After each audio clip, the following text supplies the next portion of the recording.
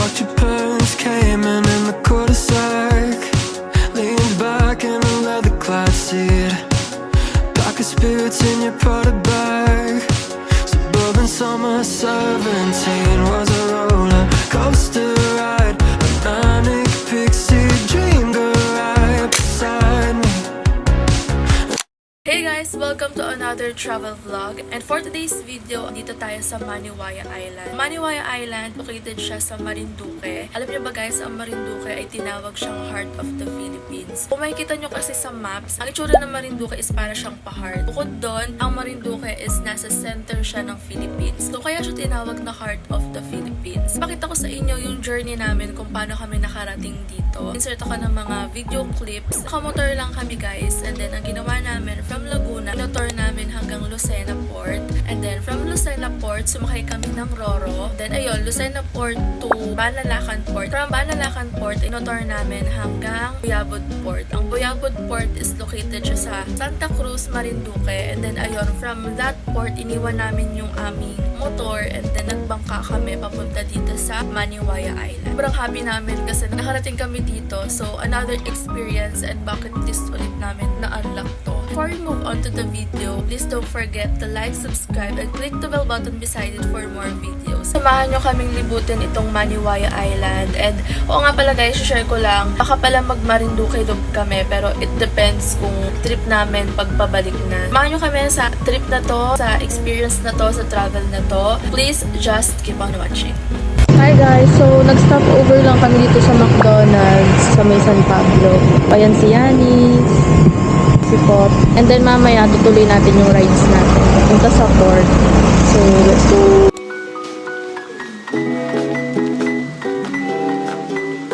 Hi guys! So, share ko sa inyo yung naging pamasahe namin papunta sa Marinduque and also pabalik dito sa Lucena Port. So, dito sa Lucena Port, nagbayad lang muna kami ng 65 pesos para sa Roro Terminal fee. And then, nag-online booking na rin kasi kami. So, online kami bumili ng ticket. Pero guys, napansin namin na mas mahal kapag online bumili ng ticket. Kaya we suggest na sa port kayo mismo bumili ng ticket. So, share ko sa inyo yung kaibahan kapag sa port and kapag online kayo bumili ng ticket. From Lucena Port to Balanacan Port muna tayo guys. Ito yung online kami bumili ng ticket. So, nagbayad kami ng 2,014.46 pesos. Ito yung breakdown ng binayaran namin kung bakit naging 2,014.46. 100 pesos para sa reservation fee, 30 pesos para sa terminal fee, 1,352 pesos para sa rider with motor na yun guys. And then 417 pesos para sa OBR. And then meron siyang online fee. Ang online fee is 62.46 pesos. Kaya ang total is 2,014.46 pesos. Ito yung GCash na binayaran ko guys. And then kanina guys, diba sabi ko, pagdating ng Lucena Port, nagbayad tayo ng 65 pesos para sa Roro Terminal. So ang pinaka-total is 2,078.46 pesos. Ito yung binayaran namin from Lucena Port to Balanacan Port. Ito naman yung binayaran namin from Balanacan Port to Lucena Port. Ito yung pauwi na kami. 22 pesos para sa passenger terminal fee, 65 pesos para sa Roro terminal fee, and then 1,081 pesos para sa rider with motor plus OBR. Libre daw yung OBR guys, kaya wala na akong binayaran. Hindi ko alam kung bakit libre, pero kasi sa mga ibang videos na nakikita ko sa TikTok and sa YouTube, nagbayad yung OBR ng 470 pesos. Pero in my case, wala akong bayad, libre na daw. Kaya ang pinaka-total na binayaran namin is 1,168 pesos lang. So kung makikita nyo, malaki yung na-less namin no sa mismong port kami bumili ng ticket. Pero nasa inyo pa rin naman yun guys. Kung ayaw nyong ma-hassle, ayan, pwede kayo online bumili. Yan lang, tuloy natin tong video na to. Pagbaba namin ng Balanacan Port, medyo madilim pa pero dumiretso na kami sa Buyabod Port. Dito sa video na to, makikita nyo na medyo maaraw na. 1 hour din kasi yung naging biyahe namin papunta sa Buyabod Port. Ingat lang kayo sa daan kasi medyo puro zigzag and thankfully kasi meron kami nakasabay na sasakyan. Ayun yung parang naging guide namin kasi hanggang sa lumiwanag, kasabay namin siya and inaantay niya kami kapag nahuhuli kami. Nung malapit na kami sa Buyabod Port, meron kami nakitang karinderya and kumain muna kami dito kasi ilang oras din yung naging biyahe namin.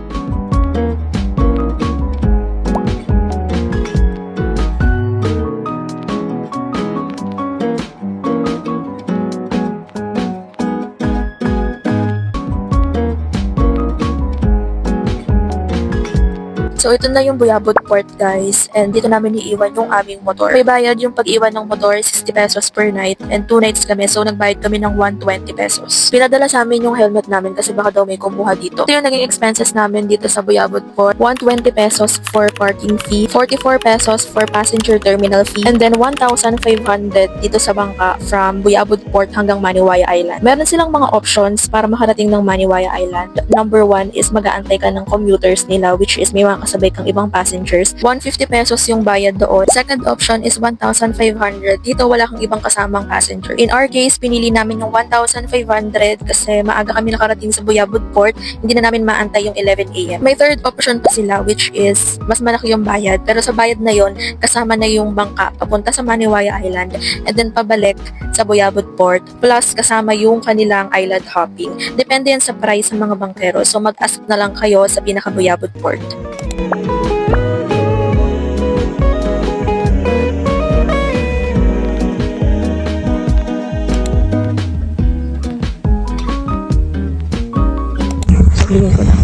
Hi guys! So, pupunta kami sa Islas Mariones to eat lunch. Bumili siya ng pizzeria kasi nagugutom na daw siya. So, island talaga to. And sobrang tahimik dito. Ano kasi siya, 'di ba, Marinduque. Island na siya. Then nasa island pa siya ng Marinduque mismo. So, ayan siya. Islas Mariones. So guys, hindi kami tinanggap dun sa Islas Mariones kasi exclusive lang daw siya sa mga guests nila. Pero sa Sunday, natanggap na daw sila ng mga ibang pwedeng kumain sa kanila. So ngayon, maghahanap kami ng makakainan. Samahan niyo ulit kami.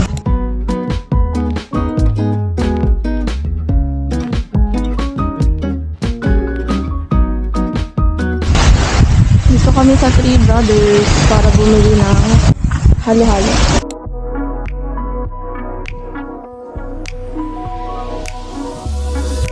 I can't get enough. No, I can't get enough. I'm falling in love. You're all I'm thinking of. Taking my time, messing my life, swear I don't mind. Hi guys, kakain na kami. Ayun po. Ay, na kami! That your touch turns to gold. I know. Baby, I'm missing you. Everything that you do makes me love you. Oh.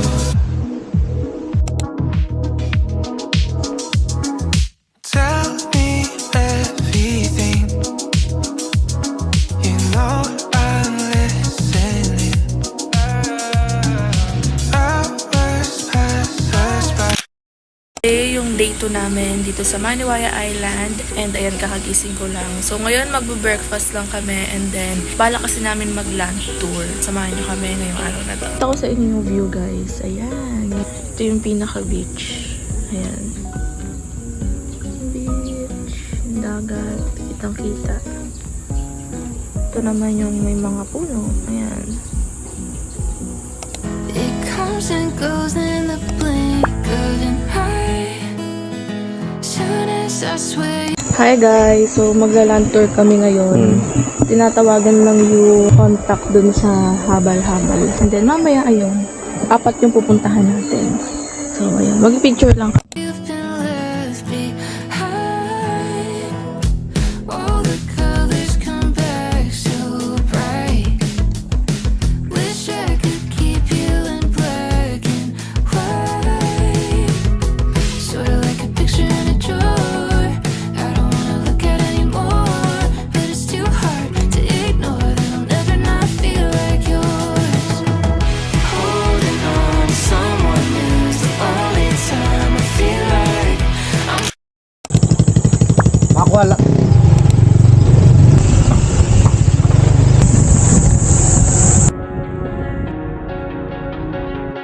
Watch your parents came in the quarter-sack.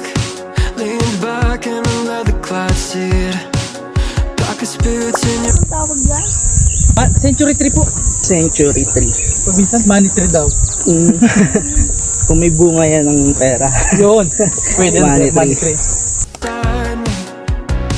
And she said she liked me. But I bet it was a right thing running about the wrong time. And I think maybe if I'd held on tight, she'd still be sitting by my side. I'll never know, I'll never know. I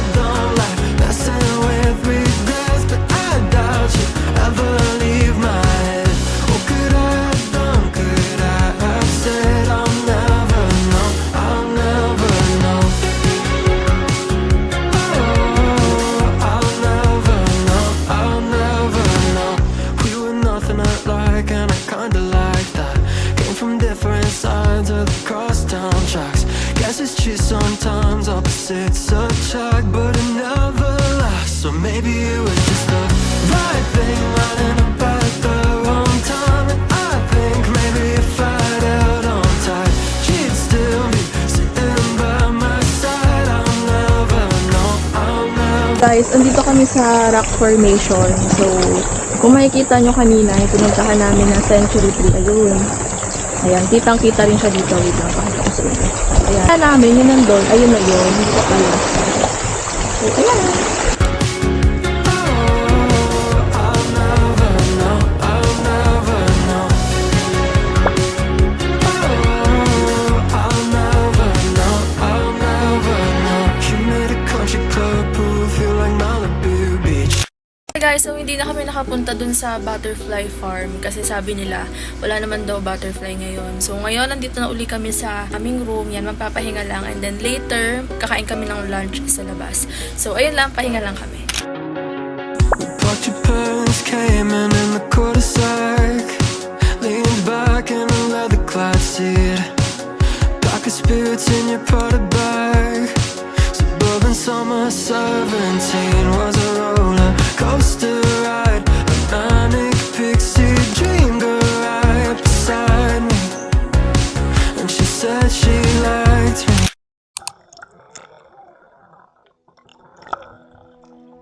It comes and goes in the blink of an eye. Soon as I swear you've been left behind. Ayan, tapos na kami mag-ayos ulit. Ngayon, bibili kami ng shake. So guys, walang mango shake. Ang pinili namin coffee Tsaka shake sa Milo. kanya, tapos sa akin Milo shake. Experiment. May band-aid po kayo? Wala. Wala daw. Mahirap makahanap ng mga normal things sa nandito ako sa island. Kumbaga kapag wala ang isa, wala sila lahat. Naghahanap kami ng band-aid kasi wala kami mahanapan ng band-aid. Pero dito sa tindahan, meron. Kaso, for personal use niya yun, for emergency. Ang ginawa niya, binigay na lang niya sa amin. Hindi lang isa. Sabi ko, kailangan ko na extra para bukas. So, tatlo binigay niya. Ayaw niya talagang pabayaran kahit magkano. So, ginawa namin, bumili na lang kami sa kanya. Tapos mamaya buko. Tapos nagpa-reserve kami ng fresh buko. Sobrang babait ng mga tao dito. Guys, kain tayo. So, meron kami ditong Milo shake and Coffee ko Blanca shake. Cheria. Tapos nagpaluto kami ng pancit canton. Pag nandito kayo sa island, Ano yung view namin? mas the best pa to sa Starbucks. Ano nyo ba guys? Kami lang ang guest dito ngayon. Hindi naman. Konti lang. Pagdating namin kahapon, merong nauna sa amin na 5 tao. Sa buong ano yun buong resort. Buong Wawis Resort. Bali 7 lang kaming guest kahapon, pero meron pa din daw. So mga foreigner. Pero ngayon kami na lang 2. Diba? So parang inatilan namin to na private.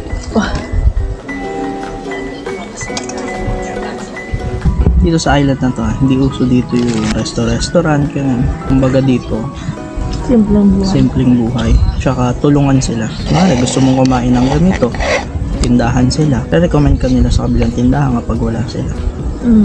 Magkakilala sila. Dito walang kompetensya. Pag may gusto ka, wala sa kanila. Sabihin nila, dun sa kabila. Kakilala rin naman. Tsaka mas bet ko itong sitwasyon nila dito kaysa yung mga restaurant talaga. Kasi dito natutulungan mo yung mga maliliit na tindahan lang. Tulad Small nito. business. Sarap. Sumo.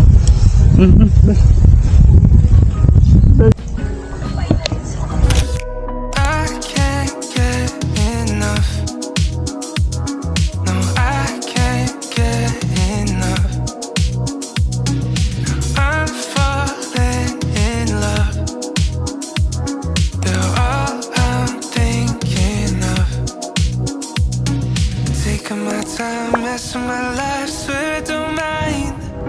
Say that you'll stay holding me close, swear it's alright.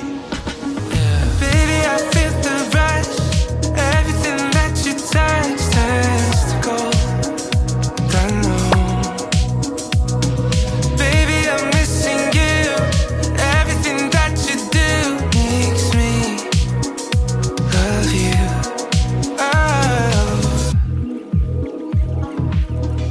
guys, so tapos na kami mag-dinner and ngayon patambay lang muna kami dito sa labas. And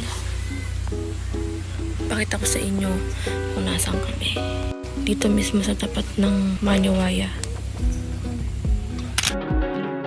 But your parents came in the cul-de-sac, leaned back in a leather-clad seat, pockets boots in your Prada bag, suburban summer 17. Doon po. Sige po. Thank you po. Thank you po. Next time po. Thank you po. Bye-bye po. And she said she liked me, but I bet it was a right thing lining up at the wrong time. And I think maybe if I'd held on tight, she'd still be sitting by my side. I'll never know, I'll never know. I don't like messing with regrets, but I doubt she'd ever leave my head. What could I have done, could I have said? I'll never know, I'll never know.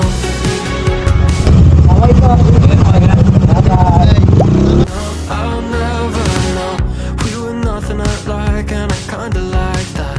Came from different sides of the crosstown tracks. Guess it's true sometimes opposites attract, but it never lasts. So maybe it was just the right thing lining up at the wrong time. And I think maybe if I'd held on tight, she'd still be sitting by my side. I'll never know, I'll never know. I don't like messing with regrets, but I doubt she'd ever leave my head. What could I have done, could I have?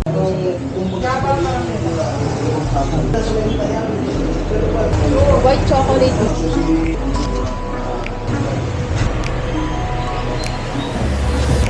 I can't get enough. No, I can't get enough.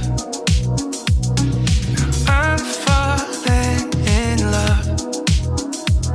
You're all I'm thinking of. Taking my time, messing my life, swear I don't mind. Say that you'll stay holding me close, swear it's alright. Baby, I feel the rush. Everything that you touch turns to gold. I know. Baby, I'm missing you. Everything that you do makes me love you. Oh.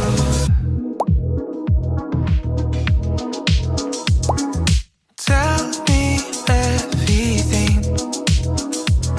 You know I'm listening.